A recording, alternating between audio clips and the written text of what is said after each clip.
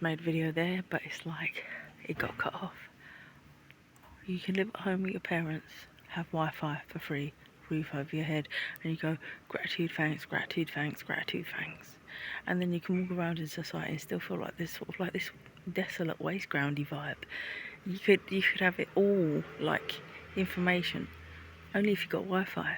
Some people haven't got Wi-Fi, but you can feel that desolate waste groundy vibe regardless of all the information and everything else, because what society tells you have to be or do or whatever to get anywhere. And I, like, you can think what you like, I don't really give a, but Celestial Pool come about because it's like, I live in a nice enough place, I had my own place, but it's like, you take away my benefits, you don't pay my rent, then you're fucking me. And this overbearing, like, yeah, you could be homeless at any point, you could be homeless at any point, you love your parents, but it's like that gravity that's on you anyway.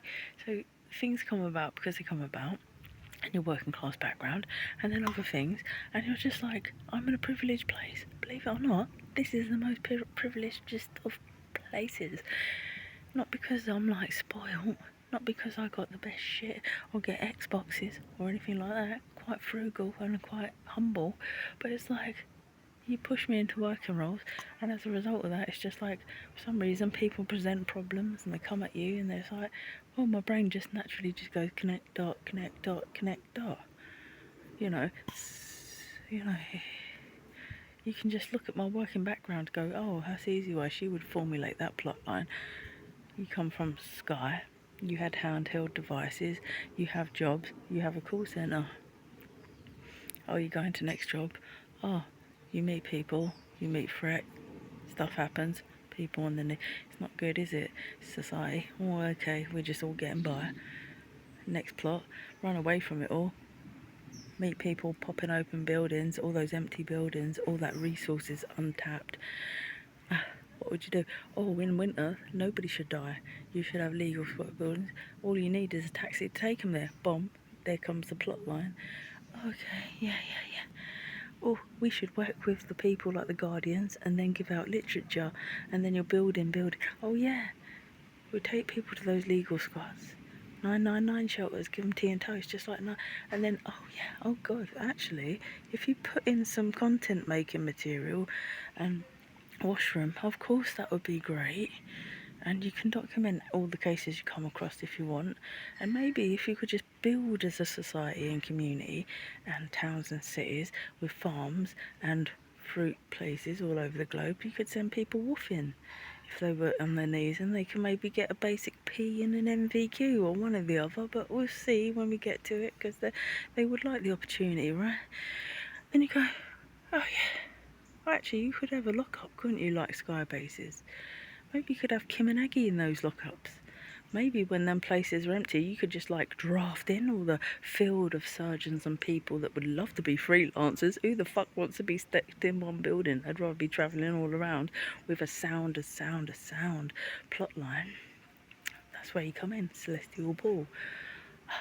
Practical. But then you say, and there's all those conflicts of interest these days about people killing people's immune systems with chemo, and when you could really be remineralising them and employing alternative practitioners. So if you have the tools and everything else to document it, you can just go out there and say, yo, do you want to sit down with us and we'll just document this, and we'll make some content for TV, film or whatever online. Pretty simple formula. A social worker franchisee brand out on the street. First I thought it was like Hands on Wheels, then it was like Arrival Prime, then it was like No Celestial Ball.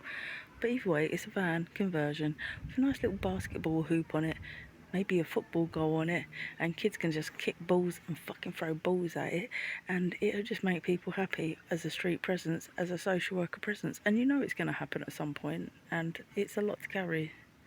And it's over a decade ago that I put out the first thing just for the bones of it. But since the bones of it, it's just like carry it and you meet people and you go, that's an injustice, that shouldn't be happening to you, and it could probably be dealt with faster, better, stronger, fitter, because we live in an age of connectivity and we've come a long way with all the advancements. Do I need to say more? I hope not. I don't know why I get all the other shit. just because alcohol culture and people that you live with and whatever doesn't stop you from being the mintest of mintest people. And I was just saying earlier, who's your favourite sports hero? I said, the Gypsy King. He's like, that's the only person I really like, because he's just banter and, yeah, come on in, eat, and puts it on the line. And you need more of that in society. Not like just because you're a woman, you're not allowed to say that, and we're just going to attack that, and we're going to try and eat that. That's all I've felt for the whole path, and it's really jarring, scarring emotionally. So let's float the boat in August. I mean, we're in a drought right now, as far as I can see. Like, when you're in such a drought, what you can look to? The person that's been in the drought for the longest. Then they are the strongest, because they've resourced all these. Oh my, don't even get me talking to people on a mainstream. Wow, so much to say. It's like, tell me your problem. I will do my best to sort of like get my head around it, because I'm experiencing the world in a different way than most your average Joes. Trust